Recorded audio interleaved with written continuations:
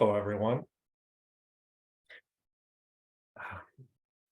It is such a great honor to be here. I've been attending all of these Dharma Drum retreat events for the better part of a decade.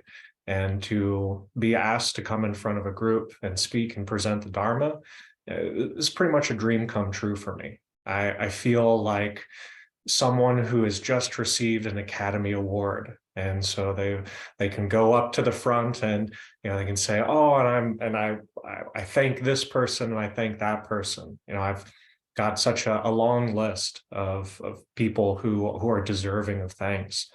Um, First and foremost, my teachers, Gilbert Gutierrez, my Bagua Lao Shi, Rick Krausman, Guoyan Fasher, Chichern Fasher, Rebecca Lee, Simon Childs, Zarko Andrisovich.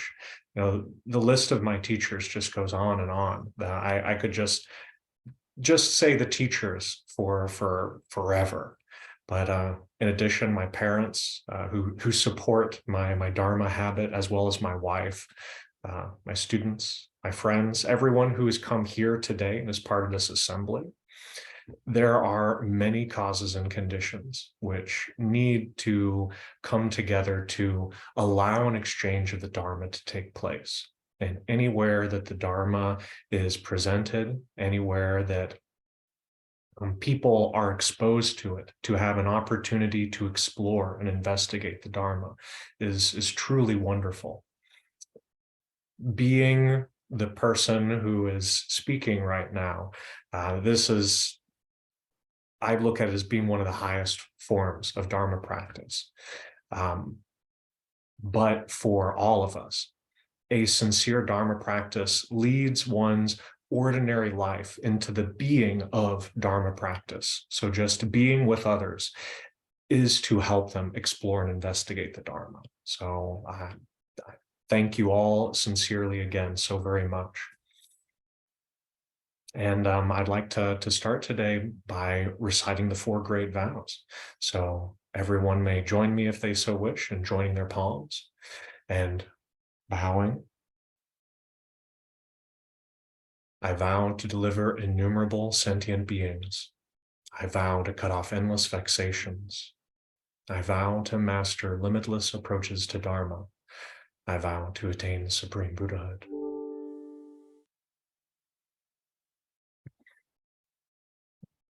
So today we're going to explore and investigate the Diamond Sutra.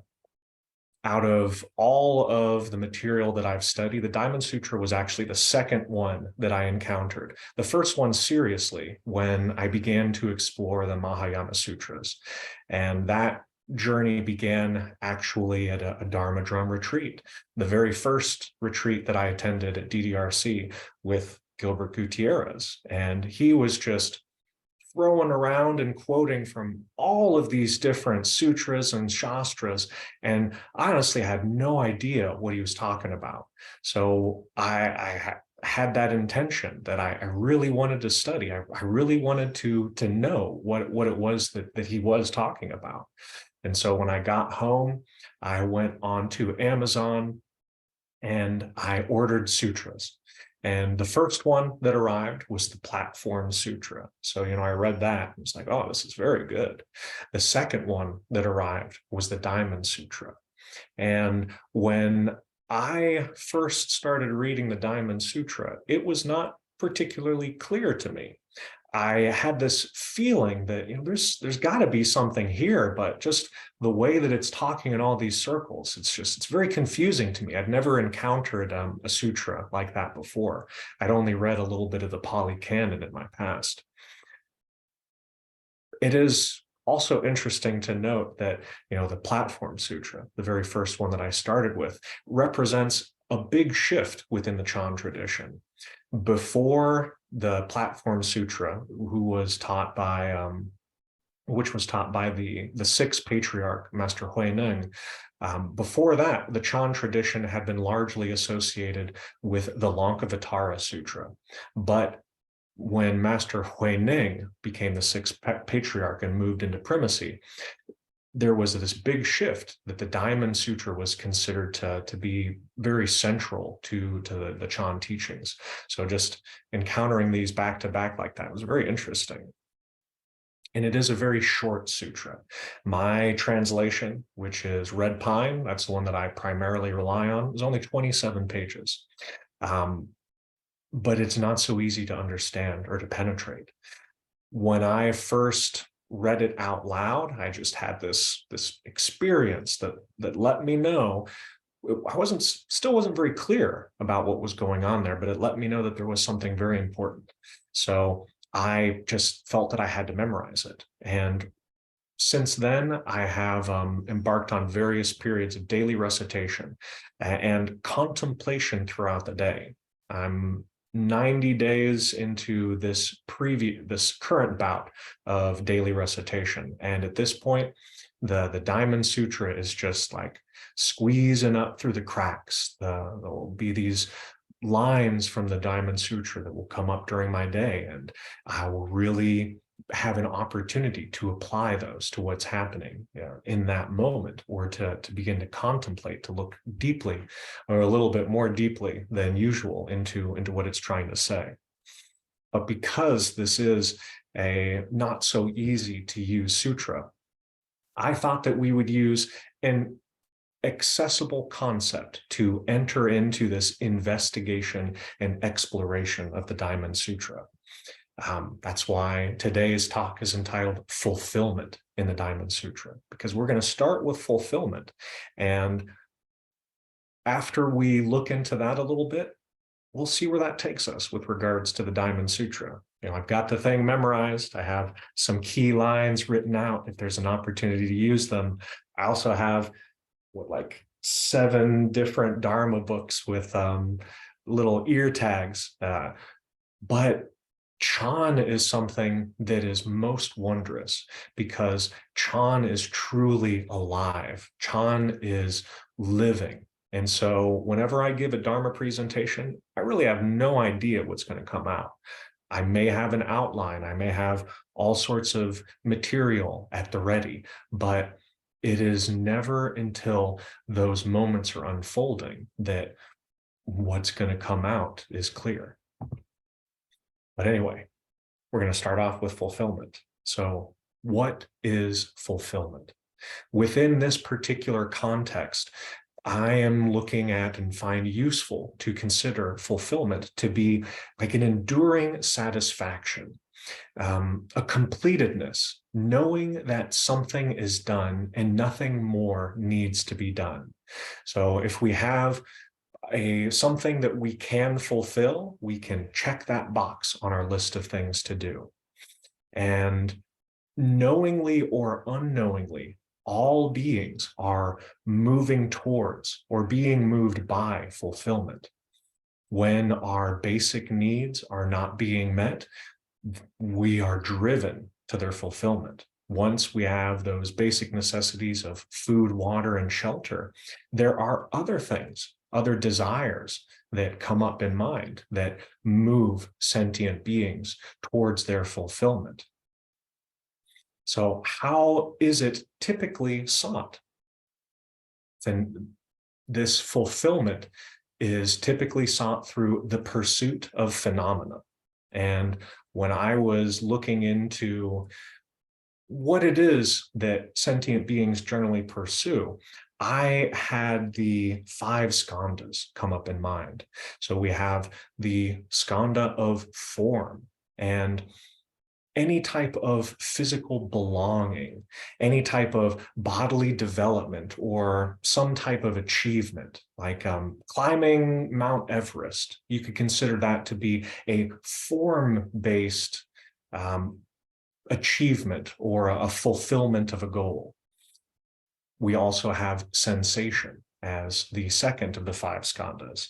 And a fulfillment in regard to this skandha, we could look at having a continuous set of good feelings or an absence of bad feelings. And if we consider what it is that drives us in our day-to-day life, this fulfillment of sensation is something that we can probably see evidence of in our everyday life. With regards to the skanda of perception, I imagined that things like status, titles, and renown would be covered by this. At this point in volition and consciousness, the objects of pursuit, the objects towards which we are driven to get a hold of for fulfillment, become quite a bit more subtle. In pondering phenomena that we would be driven to obtain in the skanda of volition, this would be an example of the absence of greed or hatred. With regards to consciousness, pure or heavenly states could be considered to be phenomena that is sought after in the consciousness skanda. This seeking of fulfillment through seeking of phenomena is problematic in that it relies on an understanding that there is truly and really existent phenomena that are separate from ourselves. And when fulfillment is contingent on these various things, there will always be this seeking, always be this being buffeted around by externals. And this tendency to seek fulfillment in the grasping or the getting of phenomena will undermine genuine, enduring fulfillment from being realized. So this is the way that ordinary sentient beings typically interact with fulfillment, seeking for fulfillment in the getting and keeping of various phenomena. And the Diamond Sutra opens with a Buddha's demonstration of fulfillment. Subhuti notices the Buddha going about his day. The Buddha goes into the city of Shravasti and he begs for alms. He eats his meal and then he returns back to where all of the mendicants are staying. And he puts away his robe and his bowl, the robe that is used for going out and begging for alms. And he washes his feet. And then he sits down on the place that has been prepared for him. And the monks begin to come up and bow to him and circumambulate. This is just the ordinary day for the Buddha. Nothing out of place here. Subhuti notices this. And Subhuti, alone out of the assembly, has, well, maybe others had this feeling of the extraordinary ordinariness of it. But he was the only one with the courage to speak out and remark on it. So he praises the Buddha and acknowledges that just being able to bear witness to the Buddha's ordinary day is the best of blessings. And he asks how others might be able to go about realizing this same level of fulfillment. Because the Buddha is the personification of fulfillment, the fulfillment of all realization and all practices. That is what he represents. And the Buddha's response sort of kicks off the entire rest of the sutra, because in it, he uses what I call the dialectic of emptiness. And the Buddha has asked this same question 2 times in the sutra. And in the beginning, he gives a little bit longer of an answer where he uses the various divisions of beings, born from a womb, born from the egg, et cetera, et cetera. But the second time he's asked the question, he gives a much more abbreviated answer. And the question is, how do we control our thoughts? How do we walk? How do we stand? How can we realize the same level of fulfillment? How can we be like you, Buddha? And the Buddha's very short answer is, in the realm of nirvana, I will liberate all beings. And while I thus liberate beings, not a single being is liberated. And this same sort of rubric, this same sort of dialectic is used for the rest of the sutra. And it is one that affirms appearances, but denies the essence of phenomena, the essence in terms of being completely separate. Because let's examine this answer for a moment. I will liberate all beings. So there are beings, there are phenomena that are present in this. This is affirming the appearance of phenomena. But then the second half, while I thus liberate beings, not a single being is liberated. This is very important. This is sort of the key of the sutra. This is done with everything else, the existence of sentient beings, the possession of attributes, attachments, everything, all of the things that in the Pali Canon and the Theravadan tradition, they are looked at as being discretely real and possessing some sort of self-existence of their own, having an irreducible nature. In the Diamond Sutra, the Buddha says that it is not this way. Later on, the adepts of the Mahayana tradition will begin to unpack this. And we have Nagarjuna's two truths doctrine. And in this one line, the two truths are revealed. There is the relative truth. And in the relative truth, there are sentient beings. Looking at the screen right now, most people have their cameras turned off, but there's 4 people with their cameras turned on. It's very easy to see people. Looking behind me, I can point to the statues, I can point towards the tapestry. All of these have their own truth to them, and it is a relative truth. But there is another truth, and that is the absolute truth. And this is why the Buddha says that, and while I thus liberate beings, not a single being is liberated. Anything that can be pointed to can only be pointed to in regards to relative truth. What then is this absolute truth? Later iterations or explorations would call this sunyata, or emptiness. This is usually what is referred to as being the absolute truth.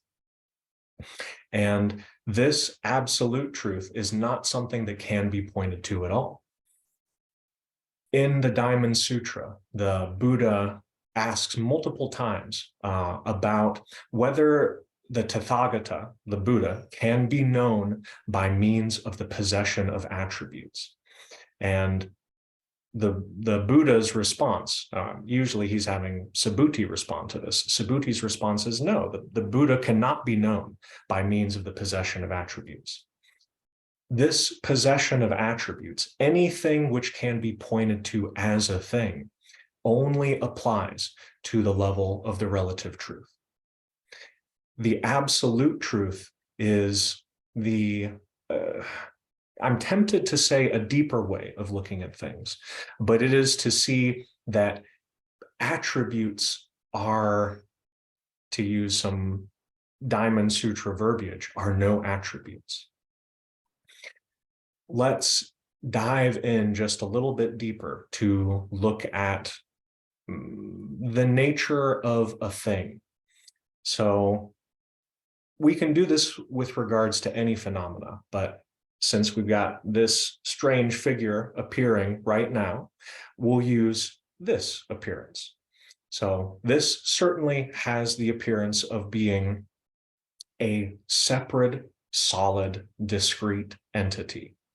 You can see that as the arms wave around, as the head moves, the mouth goes up and down, sounds are produced that appear very distinct from the background. That's actually how you can tell my outline is that parts of what's going on is moving and other parts are not.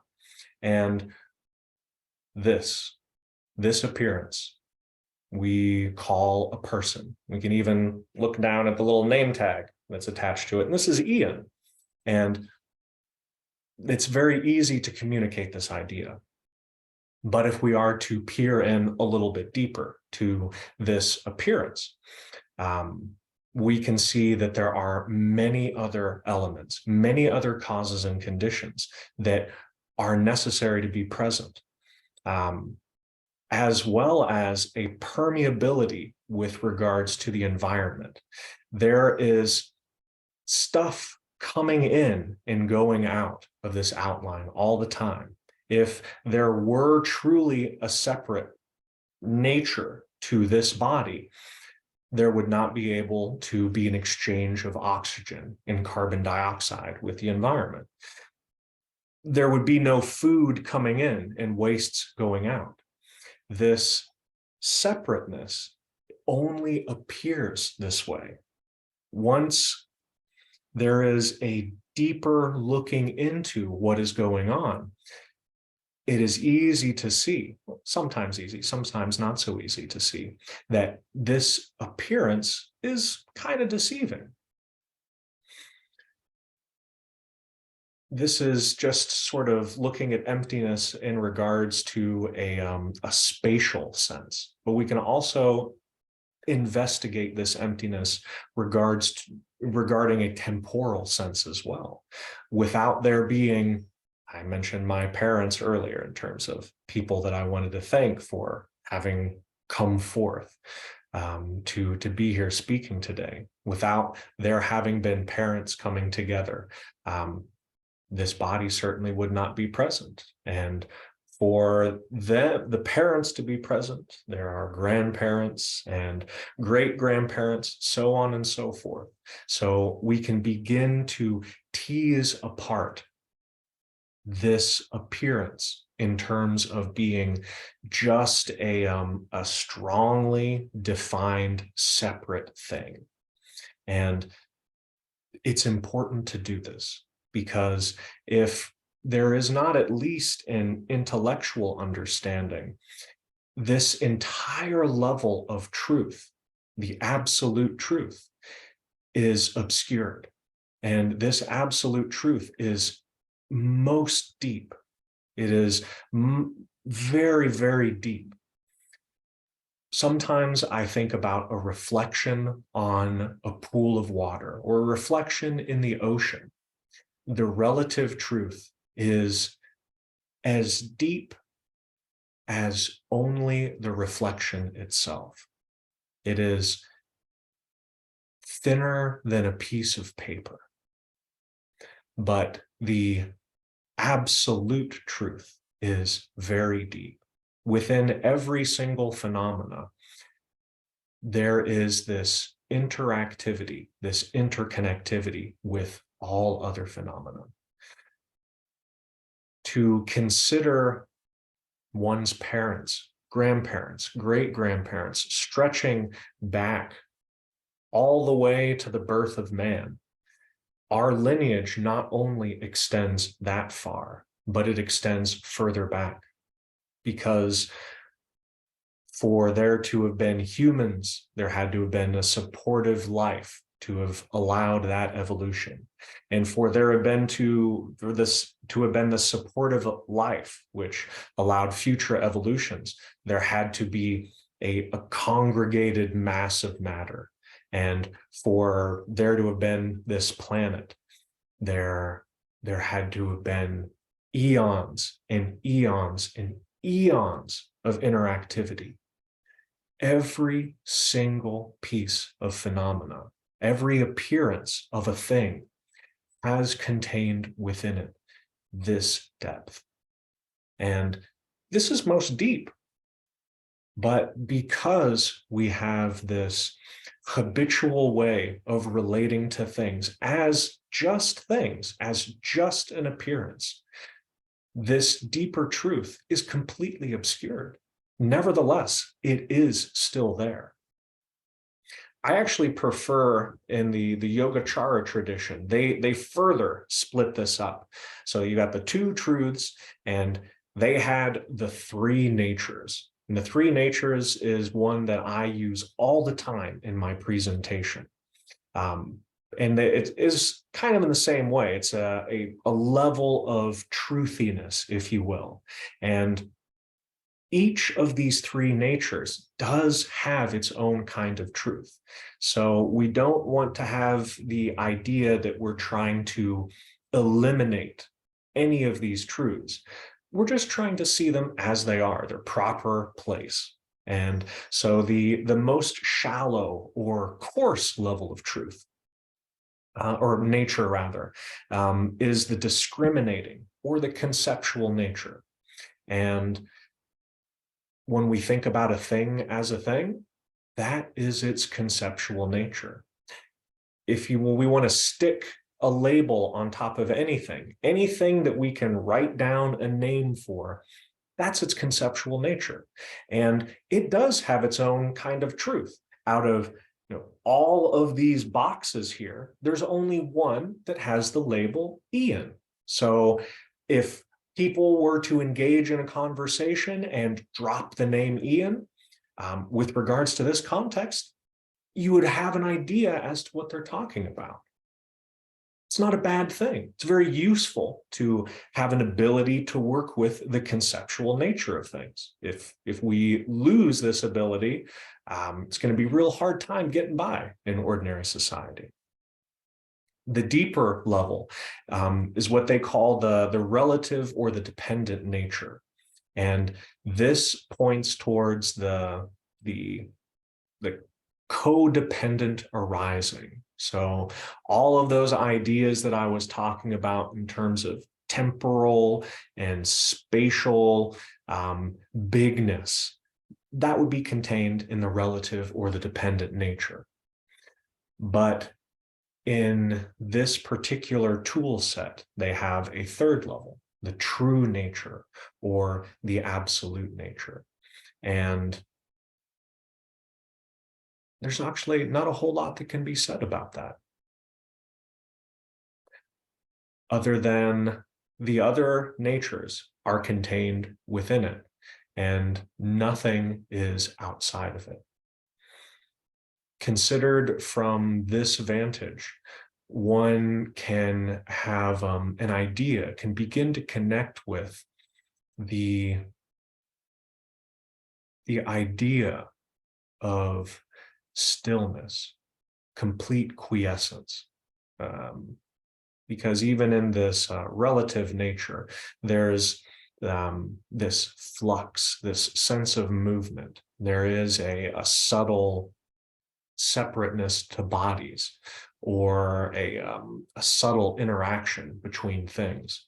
But from the vantage of absolute nature, there's nothing to compare or contrast it to. And so there is just stillness, as Master Huang Po might describe it, just a still and silent light. So this dialectic of emptiness is used for everything. It is very reductive in nature. the Diamond Sutra doesn't put forth a whole lot of positive stuff. That came later on in other further evolutions of Buddhist thought, but it is relentless in its reductive application of proto-emptiness. And that's what the Diamond Sutra does very well, very usefully. So from here, I'd like to sidle on over into right view practice, right view, because this relentless reductive presentation, it is about establishing a correct orientation regarding the nature of reality, the true nature of things.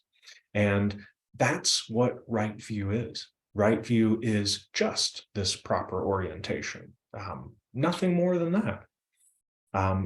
And the way that I understand Buddhism, that this is the most important element which distinguishes Buddhist practices from other traditions. It is this right view. Lots of other traditions have meditation. Even in the Buddha's time, he traveled all over the place and studied with many teachers, became a great master at making progress with meditation, stabilizing the mind. But that wasn't really it. It wasn't until the Buddha turned his sight or his view around properly that he attained an awakening or a deep realization. So this is what the Diamond Sutra is accomplishing.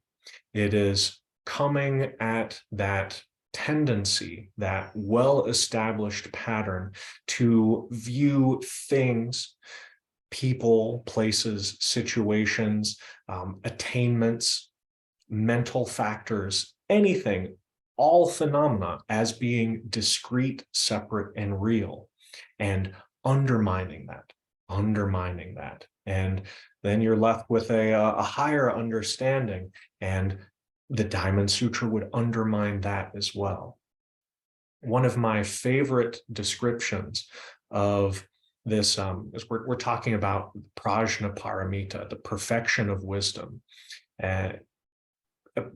One of my favorite descriptions of prajnaparamita by the great master Nagarjuna, who came up with these two truths. He described prajnaparamita as being like a flame that would burn away whatever was used to grasp at it. And so this is what the Diamond Sutra is doing. It is just burning away at whatever it is that grasps. And you can't say that it has an essence beyond that. You can't point towards a thing or a doctrine and say, this is the perfection of wisdom.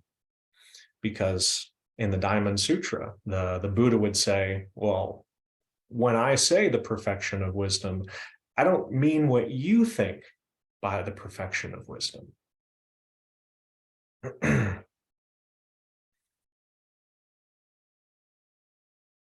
We can use this reductive pattern, undermining the solitary and solid existence of things, to return the mind back to the present moment, return again and again, over and over. Whenever there is an encounter with an object, a phenomenon, there'll be a grasping towards it. And this reductive power of the Diamond Sutra undermines that ability to grasp until all that remains is just the mind and seeing everything that's coming up as being created by the mind. There's actually a wonderful piece of liturgy that they use at Dharma Drum Retreat Center in their evening chants. To know all the Buddhas of the past, present, and future, perceive all of Dharma Dhatu nature is created by the mind. And so this Dharma Dhatu nature, all phenomena, is created by the mind. We begin to have this experience where when phenomena, appearances arise, whether they are form, sensation, perception, volition, or consciousness, any type of phenomena arises, there is the immediate changing of relating to it, not relating to it as being a real thing, a real form, a real perception, a real volition, but to see that those skandhas, those phenomena, those various appearances are just created by the mind.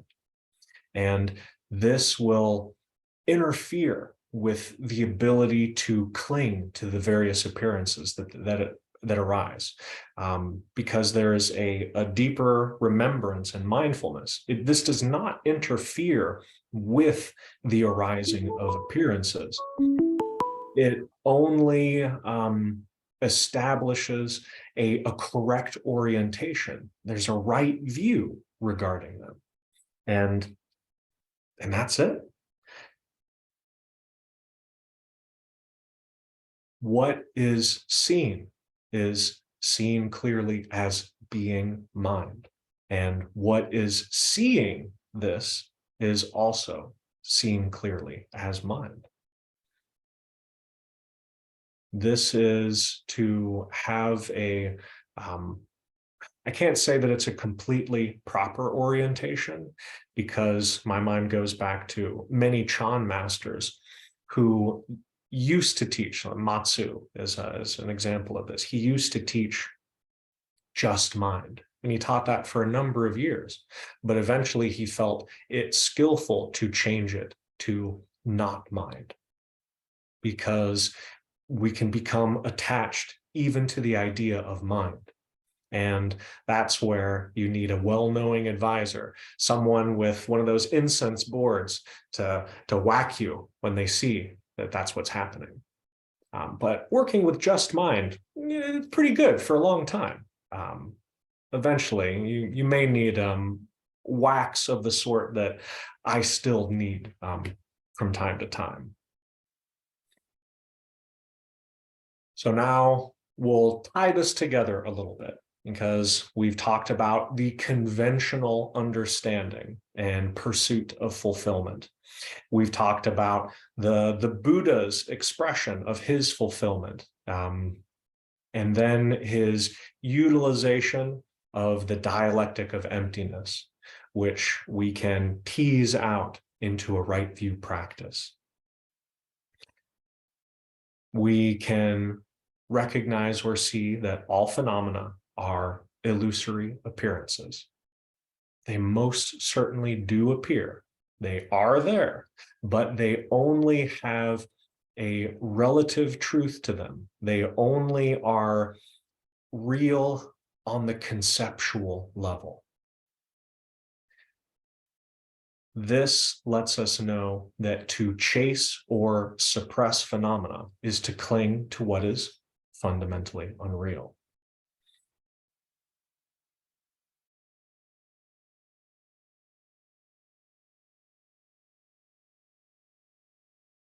And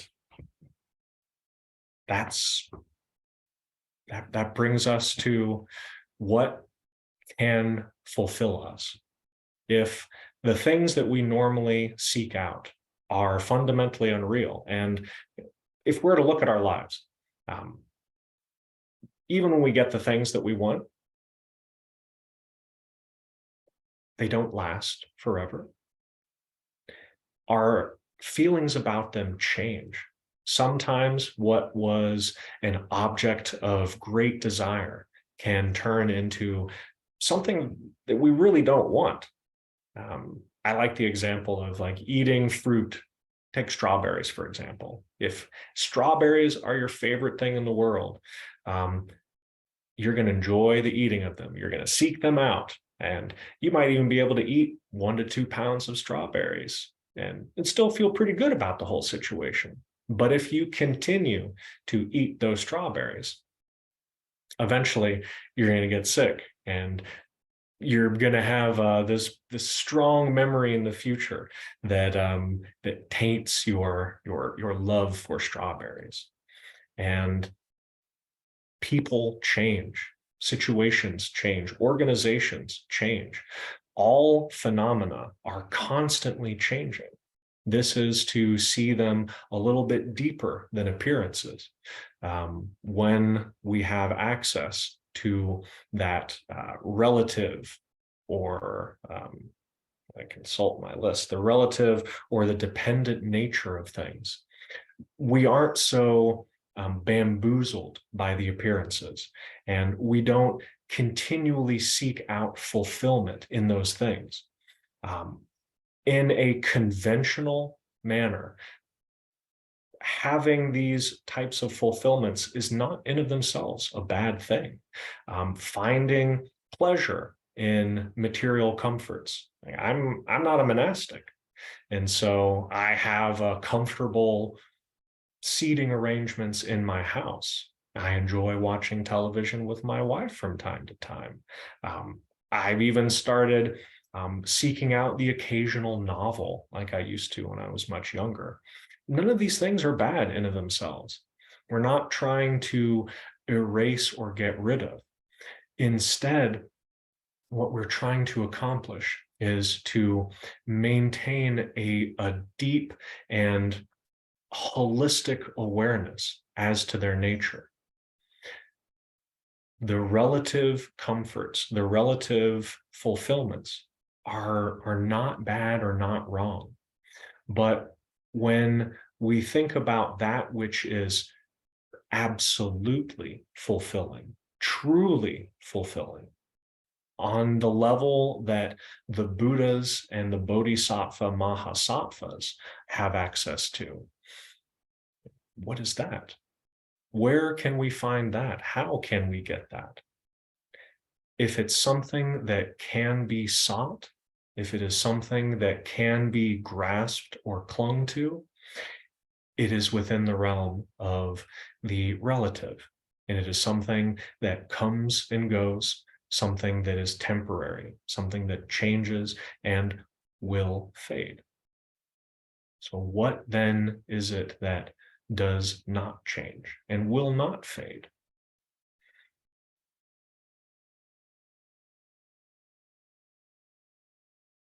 This is something that, well, the words are very obtuse, very difficult to use. It's something that's not a thing at all. It's something that cannot be sought for anywhere outside of right now and right here. That which is unborn and uncreated, which leads to the creation, the birth and the death of all things, all phenomena, is just this mind. Just this mind. And this mind cannot be found anywhere, any other time than the immediacy of now. But this immediacy of now is such, this is, as Red Pine, he talks about Buddha time. In the present moment of Buddha time is included all of the past and included all of the future. In the Buddha space, the sutras talk about how on the tips of hairs can be 10,000 worlds, innumerable, infinite Buddha worlds. And so space in the Buddha mind is just like this, that this fulfillment cannot be sought out elsewhere, any other time. It is present always. This is the absolute nature. This is the true nature, or the Buddha nature, that runs through and underneath all phenomena. What the Diamond Sutra is trying to accomplish is to return the mind to this true nature. And when we embark on practice, regardless of the type of practices, with the proper orientation, the right view, this is the product. Whether it takes the snap of a fingers, as it does in some sutras, or whether it takes 10,000 kalpas, as it does in others, it is just the returning of the mind to this nature that is fulfillment. That is the checking all the boxes of what needs to be done, what possibly can be done. All things are being done right now in this mind. And in this mind, which spans all time, all things are already accomplished. In Master Shang Yen's death poem, he talked about all day doing nothing, busy doing nothing. The mind that is in contact with self-nature, with the true nature, Buddha nature of mind, knows this, does not depart from this type of relating to things. This is just the truth of Buddha nature.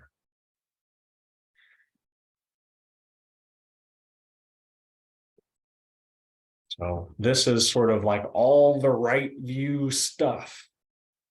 And the right view is absolutely essential, but we also have to be able to apply it. We have to be able to apply it in our meditation, in our real life. So this is one of the things that really drew me to Chan, is that despite having this deep and incredibly profound foundation, this deep right view, it's all about what is ordinary and commonplace. And so I wanted to talk just a little bit about some applications of this practice.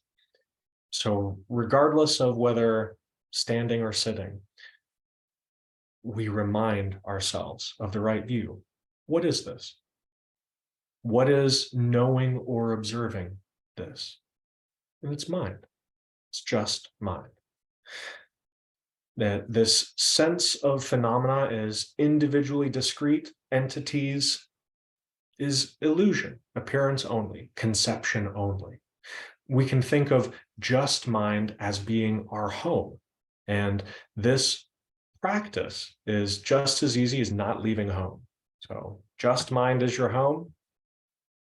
Whenever you notice you've left the house, you return to that. This can be used in conjunction with any method. So whether you're doing silent illumination, counting the breath, Huatou, there's sort of this background understanding that all of these things, the method's created by the mind, and it is being observed in the mind field. And that which is observing it is also mind. We don't try to stop any thoughts from coming. We also don't chase after thoughts. Chances are we're going to be doing both of these. We're going to try to suppress thoughts. And when the thoughts do arise, especially ones that are tantalizing, very tasty, we're going to grab a hold of and chase after those thoughts. We're going to think more thoughts based on that. And when we notice, we just remember, I've left the house. And if we thought 10 thoughts in a row in a logical sequence, guess what? We took 10 steps outside of the house. And so we just return. I was chasing after a figment of my imagination, just chasing after a concept. And that's the way it is, regardless of sitting on the cushion or off the cushion. If we are practicing off the cushion, just sort of in real life applications, we can consider the method as being whatever function we're engaged in. So if we're washing the dishes, that is the function. It's washing the dishes, just washing the dishes. And whenever the mind grabs a hold of a thought, runs off away from that, you remember, come back to washing the dishes. Still just illusory phenomena interacting with illusory phenomena. I am washing the dishes, but we're clear about that. And that is really all that's required. Just this clarity, maintaining it moment after moment, regardless of the activity that's being participated in. The mind will steady. The mind will be able to better apprehend what's going on. It will have access to more information. Not only will there be the appearances of objects and phenomena, but accompanying those appearances will be additional information regarding the causes and conditions which brought those appearances about, information about the consequences of whatever choices are made via body, speech, and mind, how that will change the future probabilities, the coming together of future causes and conditions. Because this is a mind that is less locked into the perception of a solid, separate individual self. It sees that appearance, but also has that deeper connection with the relative, or the keep on forgetting the name of the middle nature, the dependent nature of things, and sort of spearing through these, but not in a way that is destructive or harmful. There is this deep connection with the true, or the absolute nature, in which things are apprehended as having as much motion and depth to them as an image on a mirror. There is movement, but underlying that movement is incredible stillness and stability. Wondrous stillness and stability. So I'm feeling like popping open one of my books very briefly.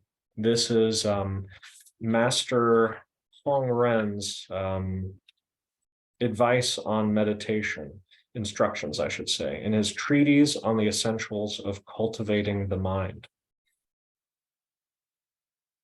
So the question is, when you are completely in possession of the true mind, never mind, this is part of an answer. When you are completely in possession of the true mind, the achievement of your ultimate wish is fulfilled. So, fulfillment. So his instructions are: gently quiet your mind. Make your body and mind pure and peaceful without any discriminating thinking at all. Sit properly with the body erect. Regulate the breath and concentrate the mind so it is not within you, not outside of you, and not in any intermediate location. Do this carefully and naturally. So just being present, not concentrating so specifically on any one thing, and not exerting a tremendous amount of effort. This is something in which there is this relaxation, a restfulness about it. View your own consciousness tranquilly and attentively so that you can see how it is always moving, like flowing water or a glittering mirage. After you have perceived this consciousness, simply continue to view it gently and naturally, without the consciousness assuming any fixed location inside or outside of yourself. Do this tranquilly and attentively until its fluctuations dissolve into peaceful stability. This flowing consciousness will disappear like a gust of wind. Just being aware of this flow of consciousness, not concentrating on anything in particular, not focusing on specific phenomena, the entire stream, this present moment, this endlessly changing present moment, filled with various phenomena.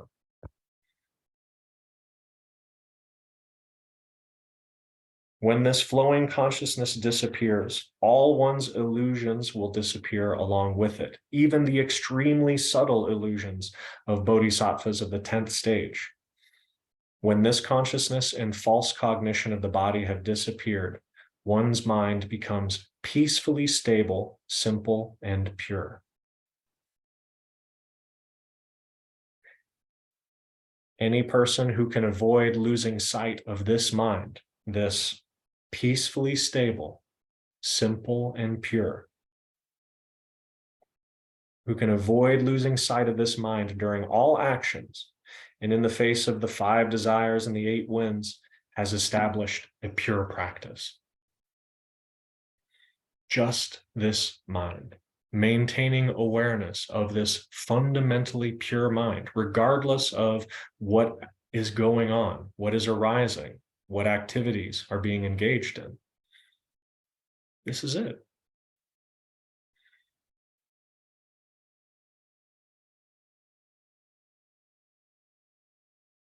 Well, I feel like I've talked a lot.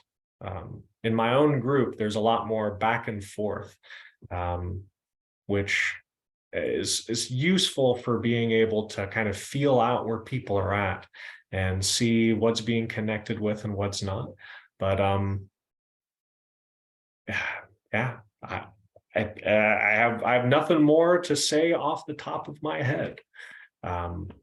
Other than to thank all y'all for coming and listening.